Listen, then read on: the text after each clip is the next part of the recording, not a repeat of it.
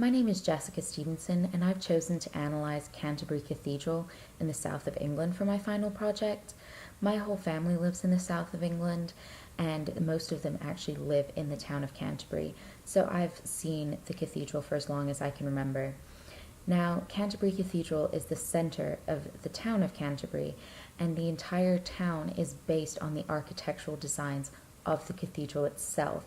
You'll notice that all of the buildings within the town center, and especially near the cathedral, will follow the same Gothic architectural design that the cathedral is so well known for.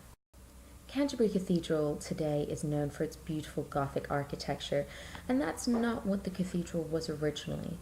Originally, Canterbury Cathedral was constructed in 597 by St. Augustine, who is accredited with bringing Christianity to England. Now, this structure can be seen on this image, and it is completely demolished. They rebuilt the cathedral, and it was rebuilt by Archbishop Lefranc from 1070 to 1077, and this was done in more of a style that we know the cathedral as today.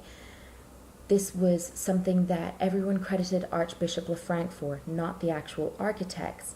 It was always considered appropriate to credit the religious leaders of the period with the building of the cathedral. However, this changed in the 1170s when William of Sens recreated the choir as we know it today after the fire that they had in 1170. He's one of the few architects of the cathedral that we know by name and really accredit him with making the cathedral the beautiful choir and the beautiful cathedral that it is today. As I said previously, Canterbury Cathedral has been done in a Gothic style, and Gothic style from France had a huge influence on English architecture during the 12th and 13th centuries. However, due to the tensions between the French and the English then started the English Gothic style, and the main difference between the two, which can be seen in Canterbury Cathedral, is the scale. The English Gothic style has a smaller scale, and that's seen in Canterbury Cathedral's nave, which is only 80 feet tall.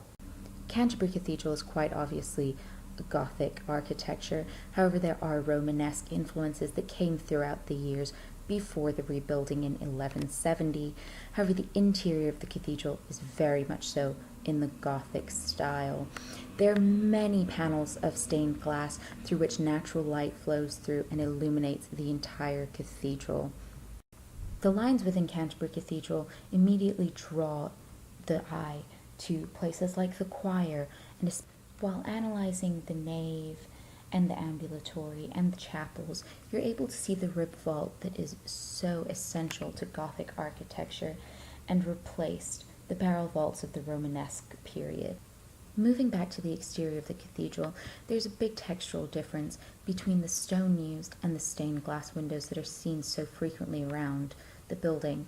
Now, the stone is can stone, and it came across from France, which again ties in to the Gothic theme that Canterbury Cathedral is so well known for. After analyzing the beautiful architecture that Canterbury Cathedral is known for, it's easy to forget about the value that the cathedral does hold to the people of England. However, that is missing out on a huge part of Canterbury Cathedral. It is the headquarters of the Church of England, which is the main religion in the United Kingdom, and something that England has been very proud of. It's also a World Heritage Site, which holds strong nationalistic value to many Britons. And this is something that I chose Canterbury Cathedral for this analysis because I'm familiar with the cathedral. I've been around it my whole life. But now, after analyzing it, I see it for so much more. I see the Romanesque and the Gothic influence. I see the amount of work it took to rebuild the cathedral. I see the restorations going on for the stained glass and understand why each panel is so important. This analysis has enabled me to look past the exterior, and I hope you've fallen in love with Canterbury Cathedral as much as I have. And I hope that at some point you get to go visit this beautiful cathedral in the beautiful, quaint town that I'm from.